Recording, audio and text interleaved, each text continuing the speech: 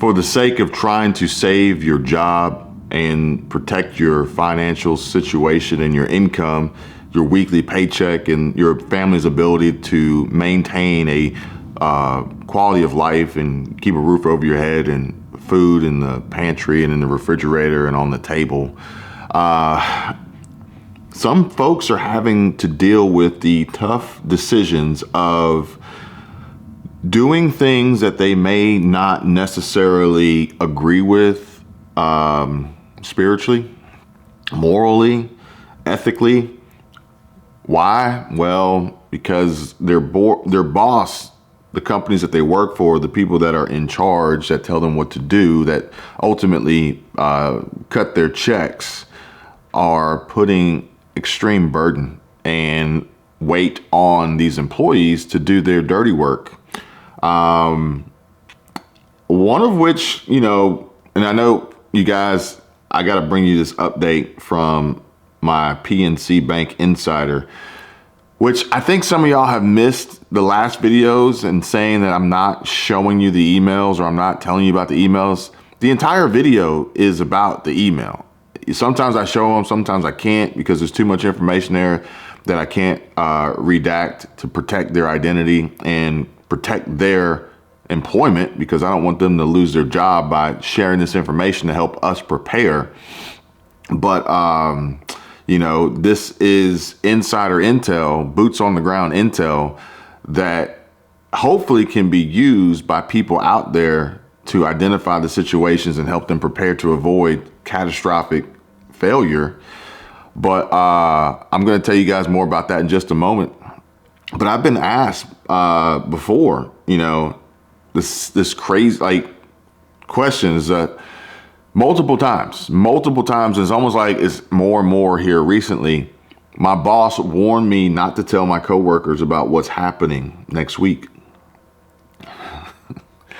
Well, you guys know what next week is, right? So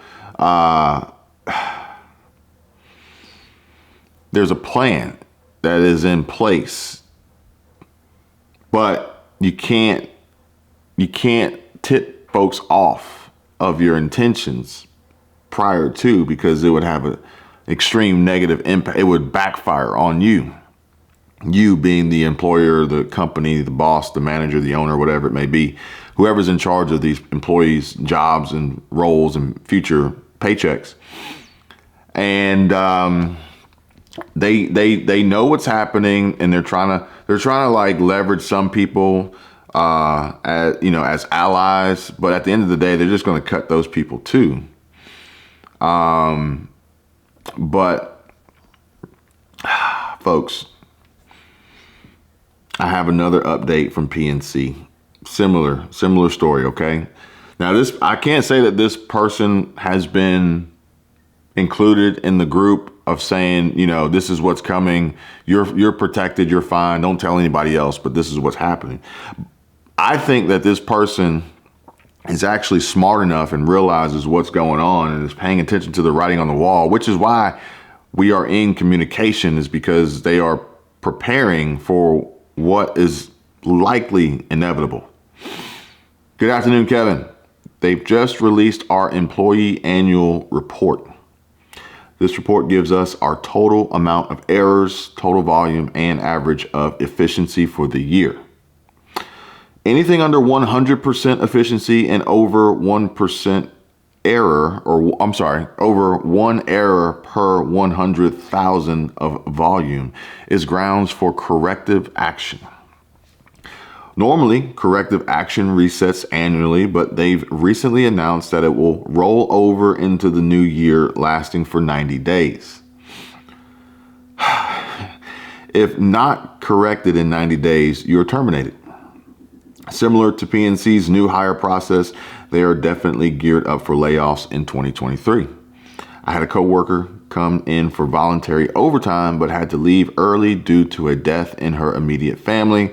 Long story short, she got written up for leaving and is now on corrective action. Boy, can you, it's almost kind of hard to fathom some of the things that are going on right now. But these are the things that these companies, these big banks and these businesses and these corporations, they're not sharing this information with the media, with mainstream media.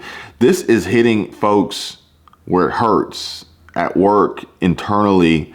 They have really no one to talk to, no way to really mediate and resolve these complaints and these gripes besides leaving, sucking it up, and or just getting fired and terminated. So basically what this boils down to, folks, is, this could be happening at multiple banks, but the banks and other companies and businesses, but banks in general, I think, are already on edge with the possibility of this CBDC, central bank digital currency, switch over, this executive order, and the future of the banking system, lending with interest rates going up, liquidity crises that some of these banks are facing, and their inability to produce the profits and keep the shareholders happy, which is their primary concern. So they're going to be like finding anything and everything to get rid of folks. Like, business employment is going to get to the point where you're not happy to go to work. You're afraid to lose your job because of, like, we saw it with the railroads and getting written up, like every minor move. And then think about it.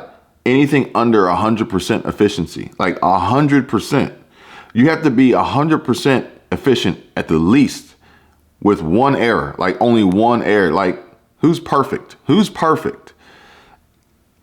Odds are the added pressure and fear and anxiety and stress of not being perfect and losing your job is probably going to force people to make more mistakes because they're so worried and afraid about what could happen. They're not going to be paying attention to what they're supposed to be doing. And it has like this negative effect.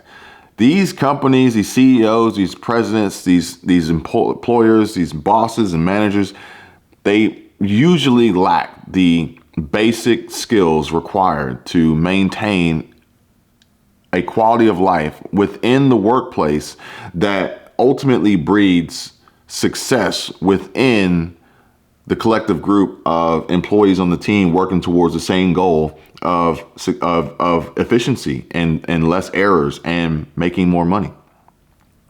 So anybody out there who may be in a similar situation with their employer may see some changes in their annual reviews process and or the corrective actions, the possible terminations, the warnings, the write-ups, the strikes against you. And, just pay attention to the changes that are going to be evolving and occurring, especially when 2023 rolls over. I bet you there's going to be a huge amount of updates to HR policies and business practices that employers are going to have to abide by, because 2023 is going to be, they're not going to be holding anybody's hand. They're looking to cut folks for any reason possible. They're looking to scare folks. They're looking to regain their control as an employer and drive down their costs and eliminate higher waged employees and bring in lower wage employees.